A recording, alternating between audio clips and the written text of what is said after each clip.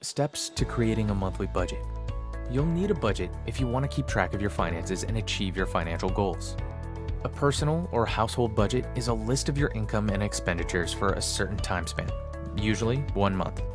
Although the word budget conjures up images of restricted spending, it is not mandatory for a budget to be successful. A budget will show you how much money you plan to bring in, as well as your required expenditures, like rent and insurance, and discretionary spending, like entertainment or dining out. Rather than seeing a budget as a hindrance, think of it as a method for achieving your financial objectives. What does a budget do? A monthly budget is a written financial planning tool that helps you to schedule how much money you'll spend or save each month. You should also keep track of your spending habits.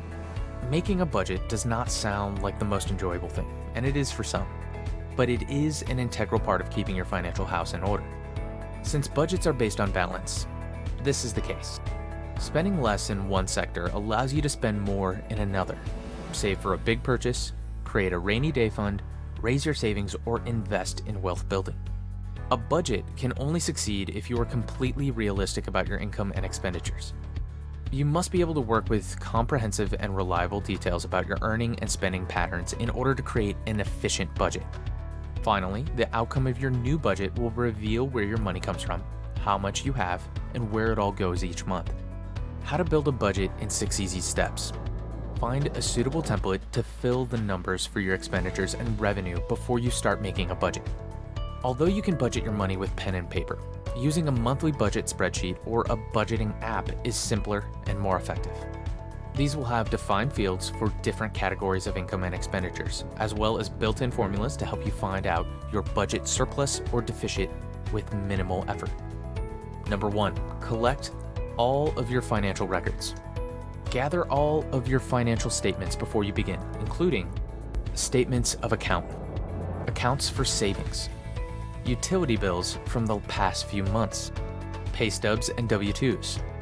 1099s are tax forms issued by the IRS. Bills from credit cards. Receipts from the previous 3 months are available. Statements for a mortgage or a car loan. You want to be able to see all of your revenue and spending records. Creating a monthly average is one of the most critical aspects of the budgeting process. The more data you can collect, the better. Number 2, determine your earnings. What kind of monthly income would you expect? Using the net salary or take-home pay number is fine if the income is in the form of a daily paycheck with taxes deducted automatically. Include any outside sources of income, such as childcare or Social Security, if you are self-employed. Make a monthly total of your total revenue. Consider using the salary from your lowest earning month in the previous year as your average income when making your budget if you have a variable income, for example, from a seasonal or freelance job. Number 3, make a monthly expense list. Make a list of all the expenses you intend to incur over the course of a month. This list could include the following items: leasing or lease payments, payments for automobiles, insurance is a form of insurance, provisions, utility services, a source of entertainment, personal focus, going out to eat, child minding, costs of transportation, traveling loans for students, cost cutting. To monitor your expenses, go through your bank statements, receipts, and credit card statements from the previous 3 months. Number 4, calculate fixed and variable costs. Fixed expenses are those that must be charged on a regular basis and for which you pay the same amount each time. Include fees for a mortgage or rent, a car, a fixed fee internet service, garbage collection, and routine childcare.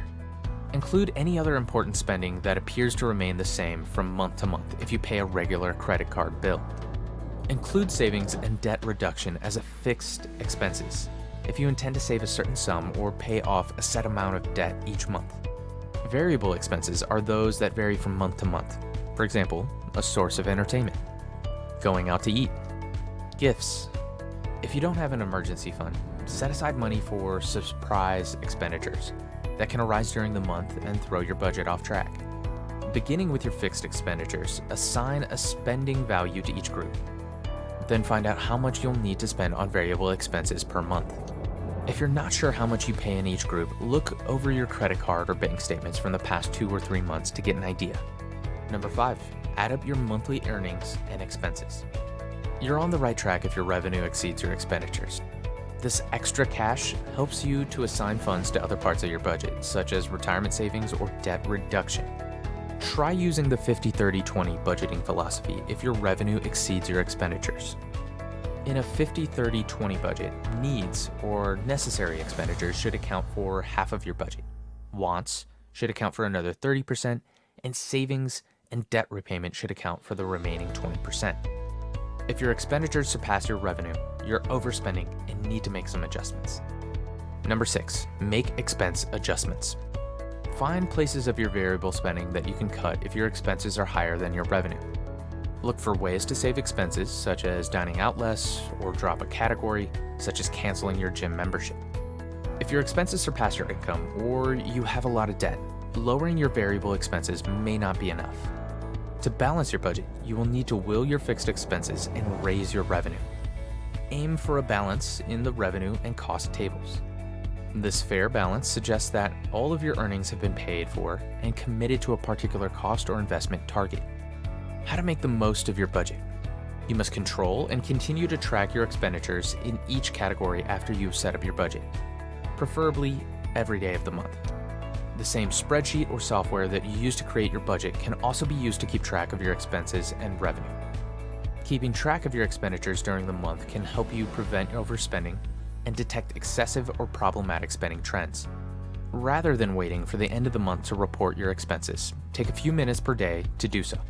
If you're not sure you can budget your money, use the envelope scheme, which divides cash into separate envelopes for various categories of spending. When an envelope is absolutely empty, you must avoid spending in that category. Keep track of how much you've spent when you work through your budget. You'll need to either stop spending in that category for the month or transfer money from another category to cover extra expenditures once you hit your spending cap in that category. Your budget's target should be to keep your monthly expenditures equal to or less than your monthly revenue. Budgeting advice. Once you've created a simple budget, you can tailor it to your specific financial conditions and goals. If you work on commission, save aggressively to help you get through times when the economy is down.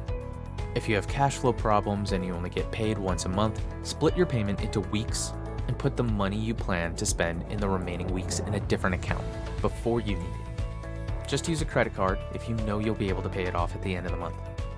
Otherwise, you'll be paying interest on top of the purchase price. If you find that you have overestimated or underestimated your expenditures, make monthly adjustments to your budgets. Keep track of major costs that arise only once or twice a year, such as insurance premiums. If you have a habit of overspending in some places, consider budgeting tricks like going to a cash-only budget. Once your expenses are less than your revenue, set aside money for investments before you're spending. Take the time to develop your financial literacy and make your money work harder for you by learning other financial skills. If you want to know more financial tips like these, make sure to give this video a like and click subscribe. Thanks for watching, and see you in the next video.